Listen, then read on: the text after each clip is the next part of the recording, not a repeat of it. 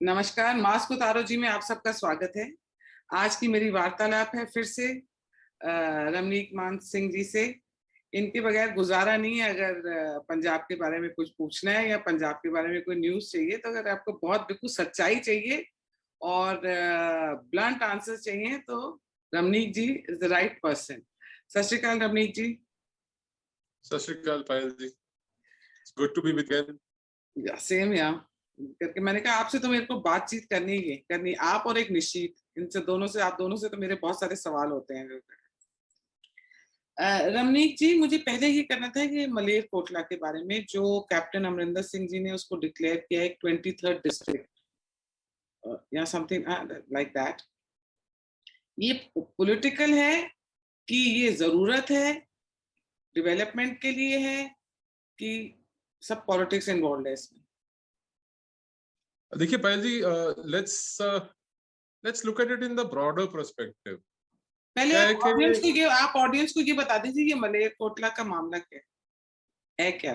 मैं बता रहा हूँ. I have a habit of building my story up. No? Okay So done.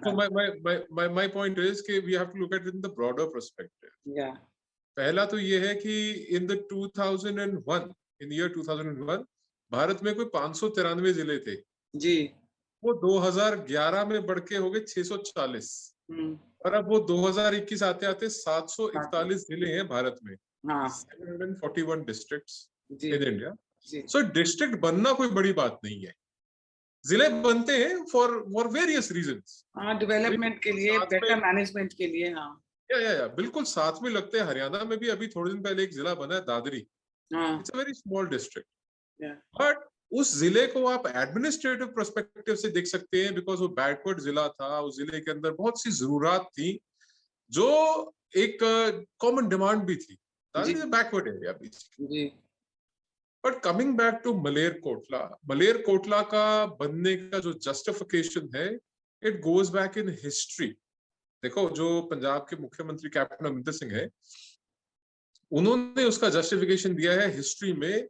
And he has incited religious sentiments. या चाहे वो, हाँ जी, चाहे वो साहिबजादा जोरावर सिंह जी की बात हो, चाहे वो साहिबजादा फतेह सिंह जी की बात हो, तो उनका नाम लेके इन्होंने कहा कि साहब, जो मलेरकोटला के नवाब थे शेर मोहम्मद खान, उन्होंने जब वजीर खान का कोर्ट था जो सिरंध में सूबेदार थे, उनके कोर्ट से he walked out against the cruel and inhumane and barbaric punishment that he had, or जो मौलाना ने प्रोनाउंस की थी, saying कि it is un-Islamic, it is inhumane, और वो वहां से उठ के चले गए थे.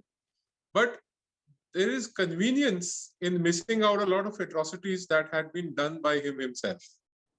ये एक चीज है. Having said that, those are from the history, that is from the past. वो बातें पुरानी. आज की डेट में to understand Punjab, you need to understand the culture of Punjab. Not just the culture of Punjab, you need to also understand the subculture of Punjab. Punjab में there are थोड़ा हिंदी में भी बताते जाइए, क्योंकि ये मैं एक ऑडियंस है यूपी वगैरह में, बिहार में, जिनको मैं ये भेजती हूँ, क्योंकि उनको बहुत सारी बातें समझ नहीं आ रही.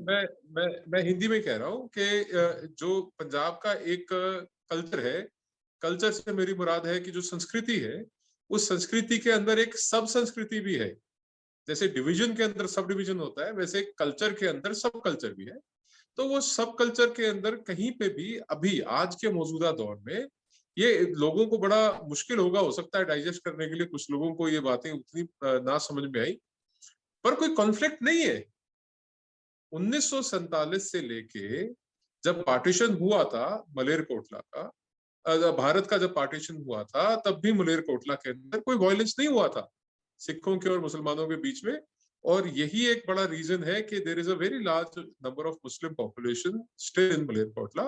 एंड पंजाब के अंदर द कम्युनल हार्मनी, जो हमारे एक सामाजिक सौहार्द है, वो बड़ा थ्राइव करता है. उसके अंदर कोई ऐसे क्लैशेस नहीं है. आप अब आप देखिए कि यहाँ पे पंजाब में कई सारे दरगाहें हैं जिसपे आप मोस्टली देखेंगे कि सिख या सिख कम्युनिटी के लोग वहां पे गद्दी नशीन भी हैं. हाँ, उसमें गुरदास मान इज एग्जाम्पल. तो मेरा कहने का मतलब ये है कि उसको अगर आप सामाजिक नजर से देखेंगे तो उसमें ऐसा कोई कन्फ्लिक्ट नहीं आता, एक चीज है। दूसरी चीज ये है कि इस बात में कोई संदेह नहीं है कि ये मलेरकोटले को जो जिला बनाया है, मलेरकोटला जिला संगरूर, नॉर्थ संगरूर, अपर संगरूर में जो लुधियाना के साथ लगता हुआ इलाका है, उसका इन्होंने मलेरकोटला जिला बनाया है, और ये प्योरली पॉलिटिकल रीजन से बनाया है। और ये कांग्रेस पार्टी का इलेक्शन मैनिफेस्टो था। इन्होंने अपने इलेक्शन मैनिफेस्टो को इलेक्शन ईयर में पूरा किया है, अभी 1 साल से कम रह गया है। अब या तो कैप्टन साहब ने जैसे कसम खाई थी कि जी मैं 3 महीने में चिट्टा खत्म कर दूंगा, कर देते। जैसे कैप्टन साहब ने कहा था कि जी मैं सारे कर्जे माफ कर दूंगा, कर देते। कैप्टन साहब ने अपने मैनिफेस्टो में कहा था मलेरकोटला को जिला बना दूंगा, तो आप पहले साल में बना देते। अभी तक तो वहां पे जो 500 करोड़ आपने अब दिया है, अभी तक तो बिल्डिंग बन बना के सब तैयार हो जाती, पर नहीं। ही वेटेड 4.5 years, 4.5 साल की उन्होंने प्रतीक्षा करी। उन्होंने देखा कि चुनाव कब आएंगे, कब समय अनुकूल है, और कब उसको मैंने राजनीतिक लाभ के लिए डिक्लेयर करना। तो ये बड़ी क्लियर सी बात है पायल जी, इसके अंदर कोई डाउट मत रखना। ये कहानी 100% पॉलिटिकल है। राजनीतिक है, इसके अंदर कोई डाउट नहीं है। बट मैंने क्यों आपको पास से बताया, एक खासियत जो है ना इसके अंदर, एक बात में मिस कर गया कि जब इस बात का 10वीं पातशाही गुरु गोबिंद सिंह जी महाराज सच्चे पातशाह को पता लगा था कि भाई मलेरकोटला का जो नवाब है उसने रिजेंट किया था इसको, तो उस वक्त गुरु साहब ने 10वीं पातशाही ने आशीर्वाद दिया था मलेरकोटला को, that Malerkotla will forever be in harmony. यहाँ पे कभी ऐसी दिक्कतें नहीं आएंगी, और that has come out true in 47 and till date. अभी तक ऐसा कम्युनल क्लैश कभी भी सिखों के बीच में, हिंदुओं के बीच में, मुस्लिम्स के बीच में कभी नहीं हुआ वहां। Malerkotla is more and by and large a very peaceful district that way, communally speaking. तो ये सारा पॉलिटिकल गेम हो रहा है। हाँ देखिए, अब अगर आपने अपने इलेक्शन मैनिफेस्टो में कुछ प्रॉमिस किया है, अगर उसको आप डिलीवर कर रहे हैं, तो आप उसको मतलब इलेक्शन ईयर में डिलीवर कर रहे हैं तो 100% पॉलिटिकल है। आप उसको पहले कर देते ना, आप आते ही 2017 में आपकी सरकार बनी थी, 2017 में बना देते, 18 में बना देते, 19 में बना देते। आप 21 के भी मतलब क्लोज टू लेटर हाफ में, यानी कि अभी 1 साल से कम रह गया इलेक्शन, अगले साल फरवरी मार्च तक निपट जाएगा इलेक्शन 22 में, तो अभी साल से कम पड़ा हुआ है। तो it is a political move. अगर ये सामाजिक मूव होती तो ये आज से 4 साल पहले हो जाती, पर चूंकि अब ये ईद के दिन मुस्लिम बहुल जिले में जिला, उसको क्षेत्र में उसको जिला बना रहे हैं, तो वो सीधी सीधी बात है कि वो एक उसका राजनीतिक लाभ लेना चाहते हैं, और वो दिख भी रहा है कि उनको राजनीतिक लाभ इसका मिलेगा। और वहां पे मुस्लिम पॉपुलेशन की परसेंटेज ज्यादा है कंपेयर टू। जी, वो it is 60% plus, it's close to 70% actually. तो मतलब ये वहां पे भी अभी इनकी अपीजमेंट नहीं खत्म होती कांग्रेस। नहीं, ये कभी नहीं। देखो, Congress has always thrived on the politics of appeasement and appeasement of a certain class and a certain community. तो वो that is apparent for ever ना। तो मतलब अगर ना अपीजमेंट होती तो ये देश टूटता ही क्यों? अगर कहते हैं नहीं कि भाई हम सब लोग मिलकर इकट्ठे रहेंगे, मलेरकोटला का मॉडल तब कहते हैं ना 1947 में कि look at Malerkotla, Hindus, Sikhs and Muslims can coexist together without any problem. There were several examples.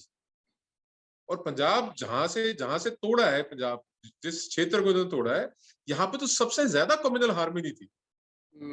Punjabi मुस्लिम, पंजाबी सिख, पंजाबी हिंदू, गोत्र सबका एक है ना जी। आपको पंजाब में मुसलमानों में चीमे मिल जाएंगे, चट्ठे मिल जाएंगे, बाजवे मिल जाएंगे, मान मिल जाएंगे, यू विल फाइंड Sikhs भी नहीं। So there was a communal harmony which was politically exploited, और ये हमेशा से हुआ है। And you think ये जो अभी इन्होंने ये डिसीजन लिया है for appeasement is one of the reason ये लिया, इससे कहीं ना कहीं कम्युनल हार्मनी खराब होने के चांसेस है? नहीं होगा। नहीं, मलेरकोटला में नहीं होगा, कहीं होता रहो। देखो बात पता है पायल जी क्या, मैंने आपको बताया ना कि पंजाब के कल्चर को और सब कल्चर को समझना पड़ेगा। तो पंजाब की संस्कृति के अंदर ये चीजें 1947 से पहले अगर आप जाएं तो कभी इतनी रैम्पेंट नहीं थी। हाँ, हमारा एक बड़ा डिस्टर्ब सा पास्ट रहा है मुस्लिम रूलर्स के साथ, हमारा रहा है disturb past. The Sikh community was formed, मतलब जो सिख पंथ की, खालसा पंथ की सर्जना इसलिए हुई थी। तो इसमें कोई डाउट नहीं है मेरे को। इसका तो कोई ऑब्जेक्शन साहिब गुरु हरगोबिंद सिंह जी महाराज सच्चे पातशाह से शुरू हुई। मेरी पीरी की बात, कि अगर हमने पीरी करनी तो मेरी भी, यानी कि हमारे पास तलवार भी होगी एक हाथ में हमारे, अगर हम we discuss religion, preach religion, तो दो तलवारों के मालिक, दो मीरी पीरी के मालिक तो हमारे गुरु हरगोबिंद साहब सच्चे पातशाह हुए ना जी। और आपको एंड लगता है गुरु गोविंद सिंह जी महाराज सच्चे इस पातशाह टुक बात इट से फॉरवर्ड। अकाली दल को कोई ऑब्जेक्शन नहीं हुई या आपको ऑब्जेक्शन नहीं हुई? नहीं, बात आम आदमी पार्टी अकाली दल की नहीं है। मैंने आपको बताया कि it is a part of the Punjabi culture and सब कल्चर। No, no, that तो I agree. That इसके अंदर I've understood. But what I'm the saying moment is, you oppose ये the moment you oppose it, देखो hmm, उसमें तो BJP को problem नहीं हुई ना। पंजाब की जो बीजेपी यूनिट है उसको क्या प्रॉब्लम हुई है बताओ ना। आपने आम आदमी पार्टी बादल का नाम ले लिया, आपने दोनों का नाम ले लिया, आप बता दो ना पंजाब की जो लोकल बीजेपी यूनिट है उसको क्या प्रॉब्लम हुई। मेरे को तो इनफैक्ट पंजाब में बीजेपी को कहीं लगता ही नहीं कि उसकी कोई ओपिनियन भी होगी पंजाब में। अभी के लिए तो खैर नहीं है, बट जो लीडर्स अभी मौजूदा हैं उन्होंने इसके फेवर में बात करी, दे हैव नॉट अपोज्ड। चलिए अब डिस्कस करते हैं बॉर्डर पे फार्मर्स प्रोटेस्ट जो हो रहा है। अब ये सब फार्मर्स के अकाउंट में डायरेक्टली पैसे गए, सब कुछ हो रहा है। और अभी तो ये बार बार ये क्या कह रहे हैं कि हम अभी प्रोटेस्ट जारी जारी रखेंगे, आप हमारी डिमांड्स मांगो। कौन सी अब डिमांड्स रहेगी? देखिए क्या है पायल जी के दो बातें। पहला, कानून, जो उनसे कानून की बात कर रहे हैं वो कानून have been held in abeyance by the supreme court, एक।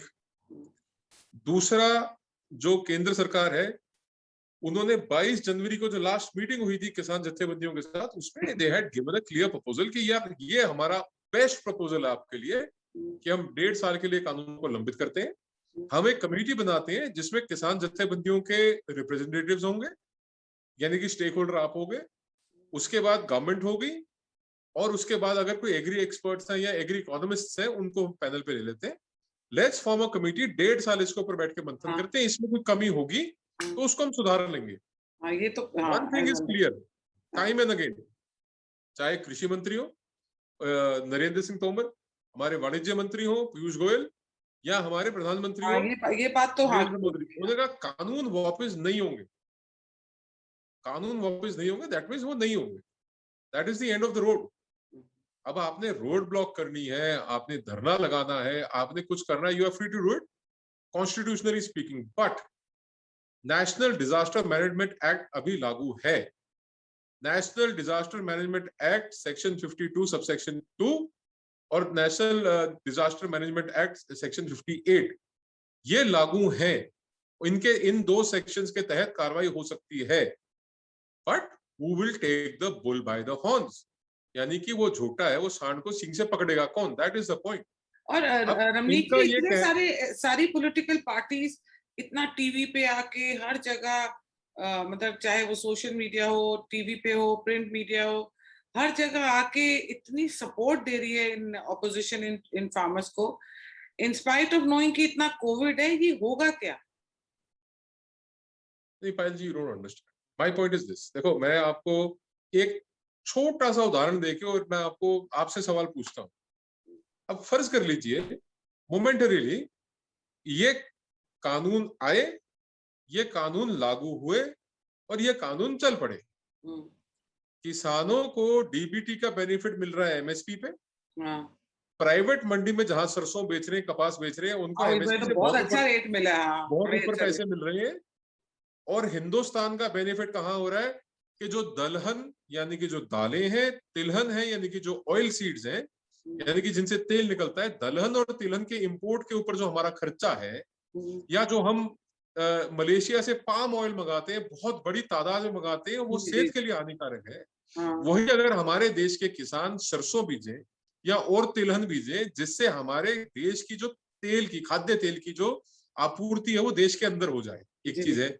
और जो दलहन की हमारी रिक्वायरमेंट है, चाहे जो हम कनाडा से इंपोर्ट कर रहे हैं, हम अफ्रीका से इंपोर्ट कर रहे हैं, वो हमारे जो इंपोर्ट में जब हम इंपोर्ट करते हैं तो हमारा जो बहुत बेहद कीमती हमारा जो फॉरेन रिजर्व होता है, वो हमारा फॉरेन रिजर्व हमारे को उन देशों को देना पड़ता है, तो हमारा फॉरेन रिजर्व बचता है, हमारे देश के किसानों को आय उनकी बढ़ती है, देश का किसान जो है वो स्वावलंबी होता है, आत्मनिर्भर होता है देश भी, और पैसे भी कमाए जाते हैं, देश के पैसे बचाए भी जाते हैं, अपने घर की खपत अपने घर में होती है, एक रैशनल सोइंग ऑफ क्रॉप्स होती है, ये सारे उसके फायदे हैं।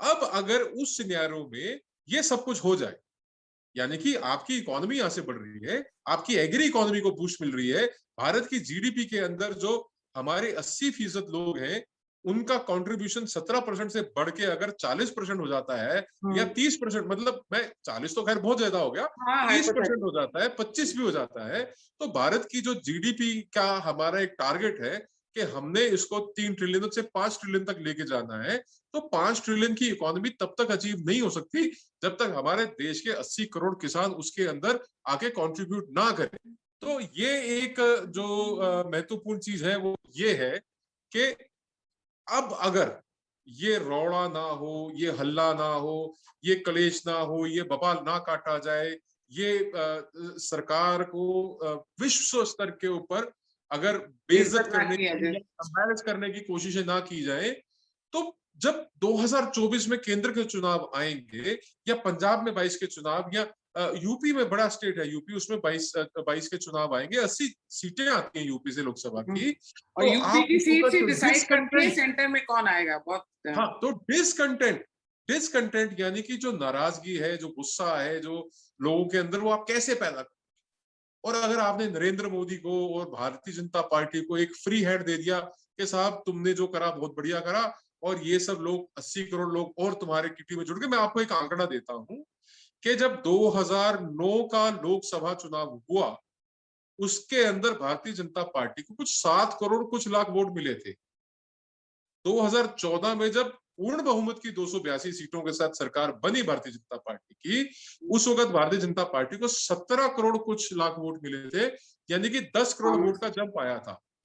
अब जब 2019 में दोबारा चुनाव होते हैं तो 22 करोड़ 90-92 लाख वोट पड़ते हैं भारतीय जनता पार्टी को, जो पिछली बार से 6 करोड़ ज्यादा, और 2009 से 16 करोड़ ज्यादा वोट पड़ते हैं। जी। अब एक बहुत बड़ा तबका है, किसानी का तबका है, अगर वो तबका सरकार से राजी हो जाता है, नरेंद्र मोदी से राजी हो जाता है, उनके साथ सहमत हो जाता है, या उनकी नीति से, उनकी पॉलिसी से खुश हो जाता है, प्रफुल्लित हो जाता है, और उसी के साथ साथ भारत भी विश्व पटल पे स्वावलंबित हो जाता है, आत्मनिर्भर हो जाता है, बाहर से इंपोर्ट्स कम हो जाते हैं, मलेशिया के पाम ऑयल पे, कनाडा की दाल पे, अफ्रीका की दाल पे, या और अन्य देशों से जिनसे हम ये खाद्य की चीजें खरीदते हैं, उनके ऊपर अगर हमारी निर्भरता घट जाती है तो हम मजबूत बन जाते हैं। जब विश्व पटल पे आप 10 साल के शासन के बाद भारत को एक मजबूत राष्ट्र के रूप में उभार लेते हैं, अगर आप भारत की 80 करोड़ और जनता को, जो पहले भी आपके साथ जुड़ी है, और लोगों को आप सशक्त करते हैं, उन लोगों को और एम्पावर करते हैं, उसके बाद फिर राजनीतिक भविष्य विपक्ष का क्या रह जाता है, ये मेरा सवाल है आपसे। और ये अगर ना करें तो क्या करें, इनके लिए तो जीने मरने का सवाल है ना पायल जी। अगर ये लोग अभी ये नहीं करेंगे तो इनका भविष्य अंधेरा है जी, इनका भविष्य में इनके पास कुछ है ही नहीं करने के लिए। रमनीक जी, मुझे ये भी पूछना था कि जैसे काफी पंजाब में कोरोना फैल रहा है, कोविड फैल रहा है, तो गांव वाले ऑब्जेक्ट नहीं कर रहे या रोक नहीं रहे अपने परिवार के बच्चों को या अपने परिवार वालों को कि ना जाओ, बीमार हो जाओगे। देखो क्या है ना कि इसमें ना दो चीजों को देखिए आप।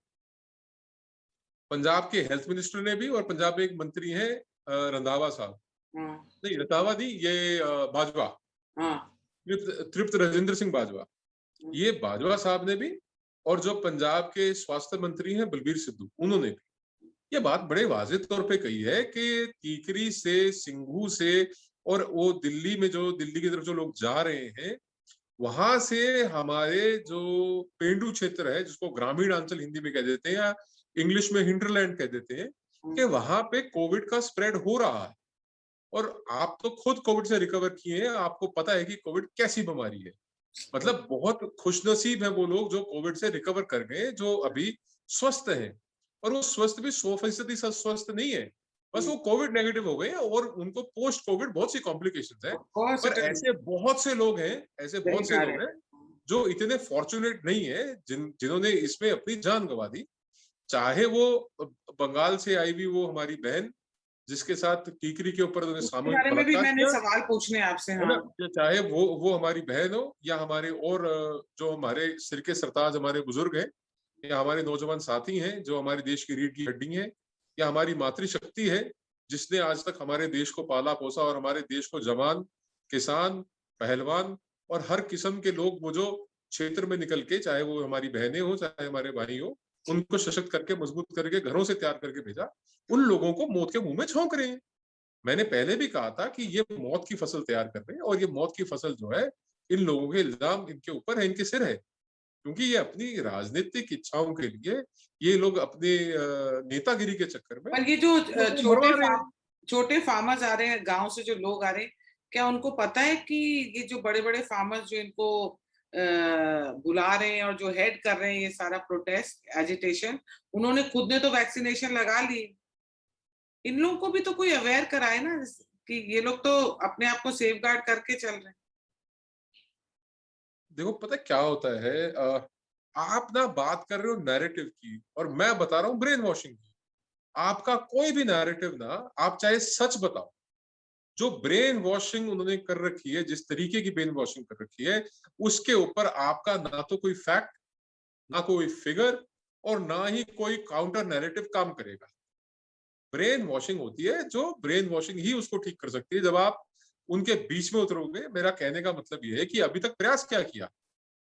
मैं आपको ऐसे हजारों एग्जाम्पल बता सकता हूँ, उदाहरण बता सकता हूँ, जहां पे कांग्रेस पार्टी ने, कम्युनिस्ट पार्टी ने, आम आदमी पार्टी ने, अकाली दल ने, अकाली दल के youth wing, youth Akali Dal ने, कांग्रेस पार्टी के youth wing, IYC Indian youth Congress ने ऐसे हजारों जगह प्रचार किए हैं जहां पे उन्होंने इन कानूनों के बारे में भ्रम फैलाया है, झूठ बोला है, ग्रास रूट लेवल तक गए हैं।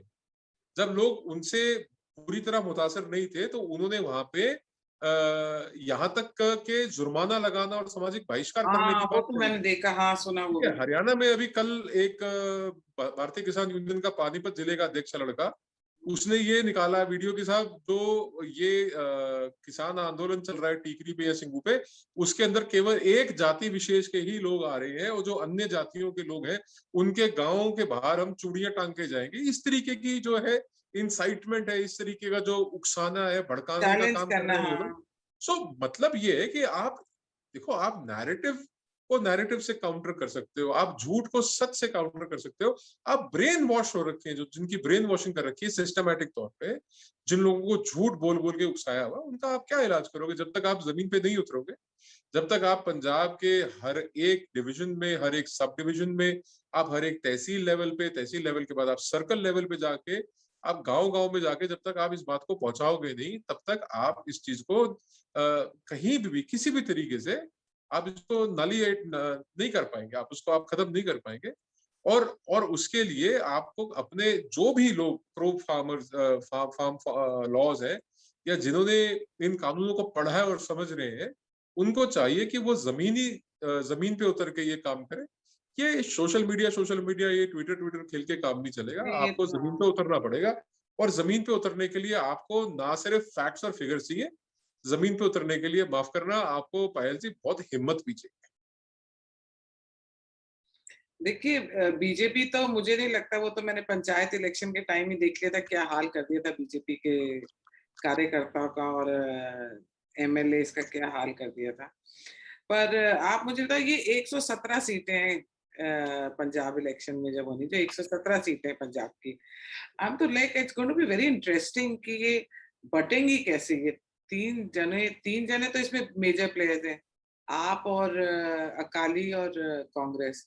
बीजेपी को तो मैं काउंट ही नहीं करती, हालांकि आप हमेशा कहते हो अंडर करंट है, पर मैं बीजेपी को तो पंजाब में मेरे को तो मैं काउंट ही नहीं करती। I want to see how it's going to be divided, these 117 seats. Nobody's going to get the majority like the way Congress got it last time.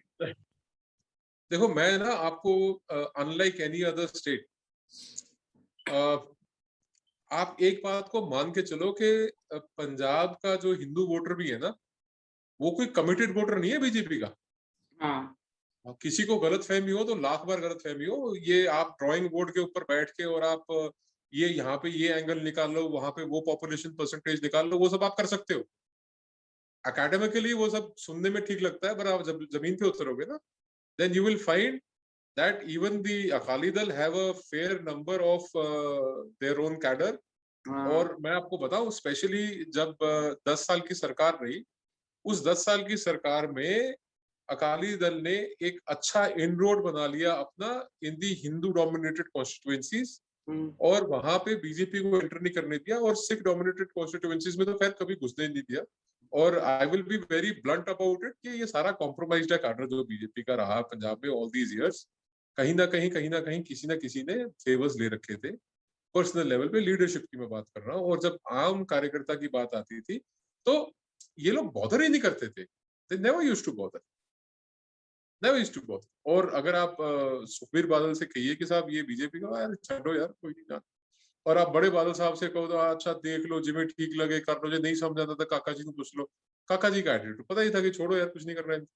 So I mean जब आपको नर्चर ही नहीं होने दिया, जब आप 34 साल एक बड़ के नीचे रहे, बड़ के पेड़ के नीचे कुछ उगता नहीं भाई, जब आप ऐसे उसमें रहे तो फिर आप नर्चर, अब now is the time, because BJP in Punjab was बादल जनता पार्टी। अभी बहुत वर्षों के बाद पहली बार it is become Bharatiya Janata party.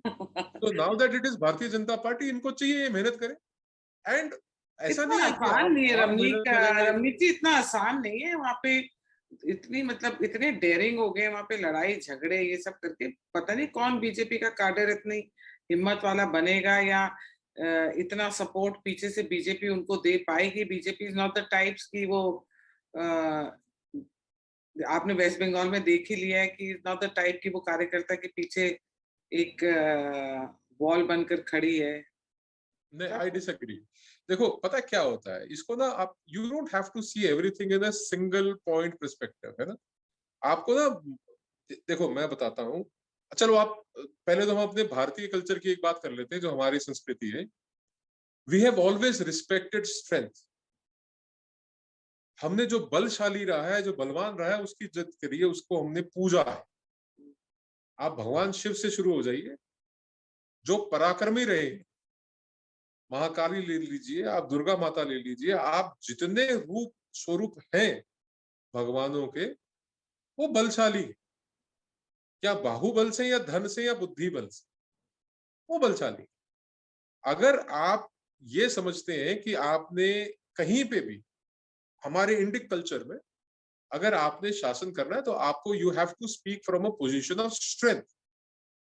अगर आपके पास वो कुव्वत, ताकत, वो हिम्मत है, हैसियत है, तो आप लड़ सकते हैं, किसी से भी लड़ सकते हैं। और बंगाल में ये 3 से 77 पे गए हैं जी।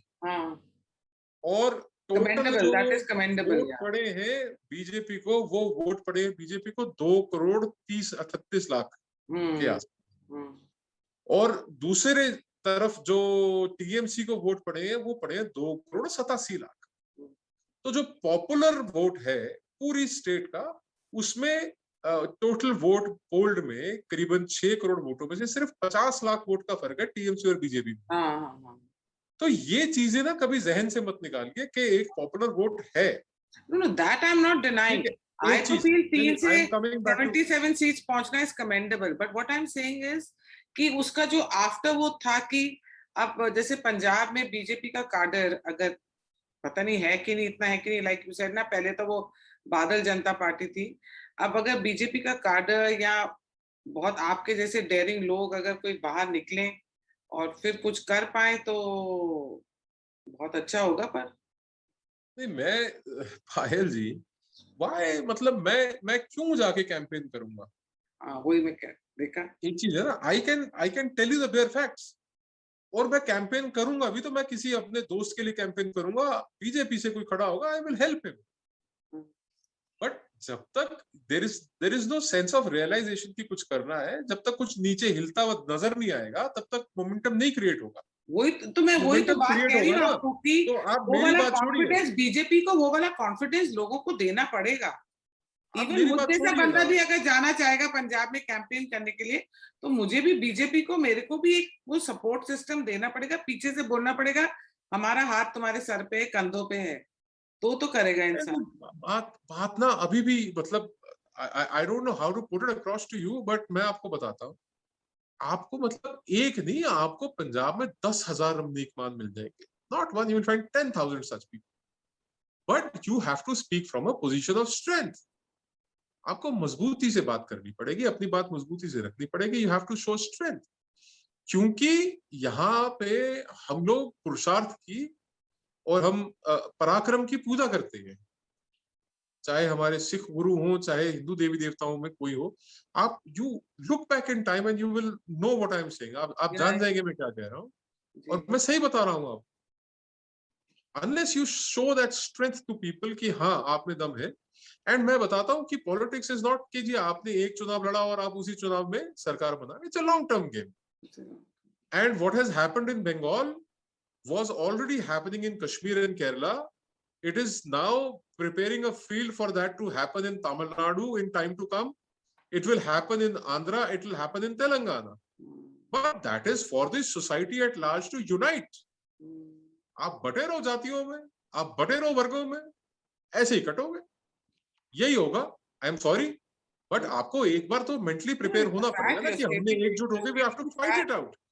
And what good has come out of it? Let me put a few points across. What good has come out of it? कि अब बंगाल में जहां जहां ये अब पोस्ट पोल वायलेंसेस के अभी रिपल्स आ रहे हैं, वहां पे अब गांव के गांव मिल के डिफेंड कर रहे हैं, और जो वहां पे लोग अटैक करने आ रहे हैं उनको रिपेल कर रहे हैं। That is already started in Bengal.